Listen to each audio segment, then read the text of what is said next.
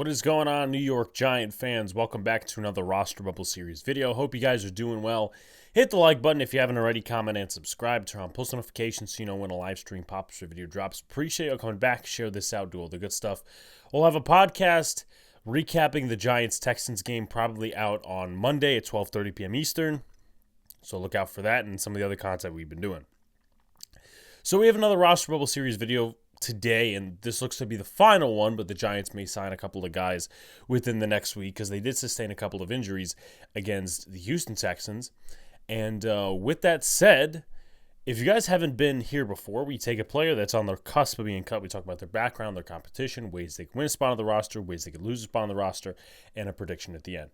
Today we're going to talk about one of the newer New York Giants in Jonathan Sutherland, safety, number 34. He actually played against the Texans a little bit. Penn State has 1 year of NFL experience under his belt. He was with the Seattle Seahawks in the preseason.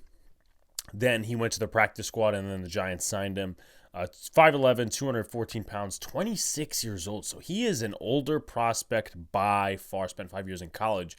So at Penn State, he was a mixture of a safety and a linebacker, but in his final year, 2022, 38 total tackles, 1.5 tackles for loss, 1 sack, 1 pass deflection, 1 fumble recovery, and that's pretty much that. That's 13 games. Year prior, 2021, 10 games, 24 tackles, 1 interception, 2 tackles for a loss and a pass deflection, and I'll go to 2020 as well, 9 games, 14 tackles, half a sack, 2 tackles for loss, and 2 pass deflections. So before we go into his stats from what he did in the preseason last year, we'll talk about his strengths and weaknesses according to NFL.com. And they usually, for popular prospects, mid-round prospects, some late-round prospects, barely any undrafted free agents, they do write up scouting reports and overviews and stuff like that. So strengths, core special teamer at Penn State. Pro day testing numbers will garner attention from NFL teams. Dives down into the fray with quick run play diagnosis. Deft upper body turn helps him slip lead blockers. Pursues running back with leverage to the sideline. Weaknesses, hasn't learned to play with his hands near the line of scrimmage. Lacks size and strength for a full-time linebacker role. Needs to play with great fighter back when being blocked. Closing speed in pursuit or as a blitzer is just average, below average feel for managing traffic and coverage. Now here is his overview. Sutherland played a hybrid safety linebacker spot for Penn State with duties ranging from slot coverage to run fits. He posted impressive numbers this pro day and has above-average special teams production during his career. While he was asked to handle a versatile role, the tape doesn't show him shining in any one area. Sutherland will need to find a positional home, possibly as a nickel or dime linebacker, to complement his special teams potential at the next level. And with the Seahawks last year in the preseason, he played 2 games, 10 tackles, and a quarterback hit to go with it. So he's a safety linebacker hybrid. I don't want to say Isaiah Simmons because Isaiah Simmons had way more talent coming out of college than Jonathan Sutherland, and he had less years under his belt. But he's a safety linebacker, and I could see why the Giants looked to pick him up. They scouted him, they worked him out because his run defense and the nickel dime linebacker and some of his weaknesses may not be weaknesses in this scheme if he makes the roster. And of course, across the next preseason game against the New York Jets, he'll definitely play a lot if he is not currently still injured, which I know he went off to the sideline, but then he came back in the game, so hopefully he's all right. Now, what is the competition looking like? Raheem Lane, Javarius Owens, KJ Cloyd, Darian Beavers, Carter Coughlin, Deontay Johnson, Matt Adams, and Darius Masau. Safety and linebacker mix. Raheem Lane, I didn't see a ton of him against the Texans. That's just the way I saw it. Maybe he was noticeable. KJ Cloyd, didn't see a ton of him. Javarius Owens was out with an injury. Darian Beavers did not look good. He was missing tackles left and right. Carter Coughlin, didn't see much of him. Deontay Johnson was out. Matt Adams actually had a few nice plays, but ended up leaving the game due to a groin injury, and Darius Masau.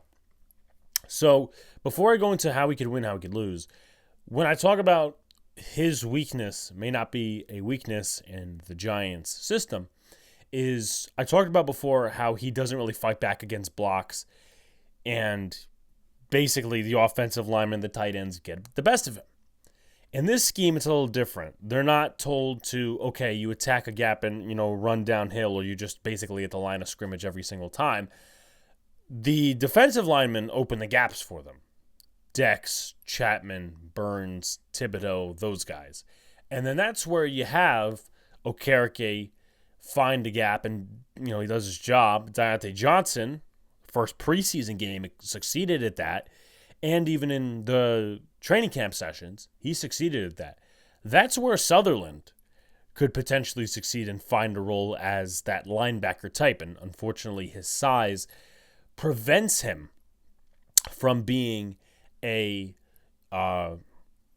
what's the correct term? His size prevents him from being a full-time linebacker, and safety, he's not necessarily great in coverage, and he still needs to learn how to fight with his hands and a couple other different things.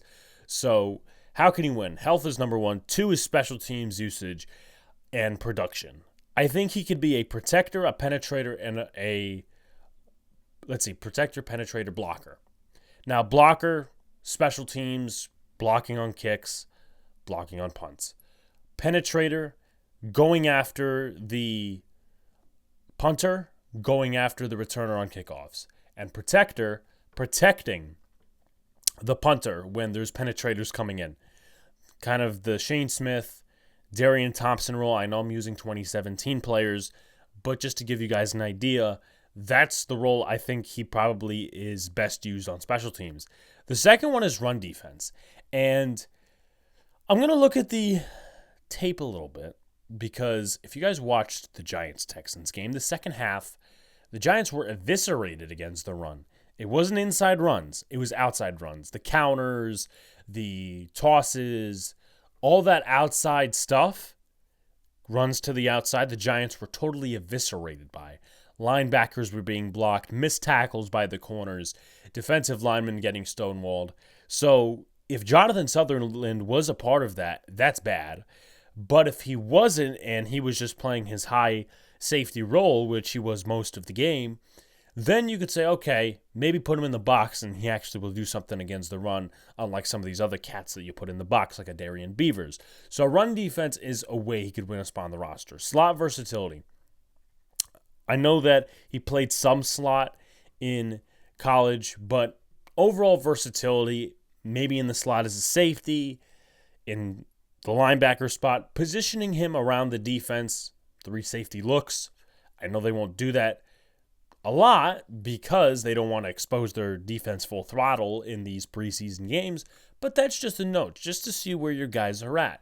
And improvement in coverage. Would like to see him in coverage a little bit. Again, there's a size thing, and he doesn't know how to fight with his hands, but I'd like to think a guy like Jerome Henderson and some of the other linebacker coaches like Johnny Gorowu, I'm probably butchering that, they can probably teach them how to fight with their hands a little bit, and Sutherland probably works on that more with Jerome Henderson. So that's how he can win. Now, how he can lose, health, that's number one. Poor special teams play, illegal block in the back, stupid penalties like pushing a guy out of bounds before he's, there's that penalty, if you push a guy too far out of bounds and you don't let him come back in, that's, I think it's 10 yards or 5 yards, but stupid penalties like that and just poor special teams play, that would be his biggest out in terms of not making the roster. Poor angles versus the run. So if I do look at the tape and see, okay, Jonathan Sutherland was part of the poorest run defense the Giants surrendered to the Houston Texans on Saturday, that's a way he may not make the roster because he's put in decent position right now. Javarius Owens, he's sidelined. The 3 safeties, Newman, Pinnock, and Dane Belton, they're playing with the first team precisely. So it's down to Raheem Lane. It's down to Jonathan Sutherland to try to make a name for themselves as backup guys. Elijah Riley's not here anymore. Jalen Mills is not here anymore. So as far as that goes, awful in coverage. Would like to see him in coverage. I feel like the Giants could always use depth in terms of covering safeties and linebackers. The Giants were kind of getting attacked in terms of the Houston Texans trying to attack their linebackers today. And that is both against the run and against the pass. But in coverage, would like to see Jonathan Sutherland do a couple of things. But if he's not good in coverage, that's a bad thing in terms of him trying to make the roster, and that would prevent him from making the roster.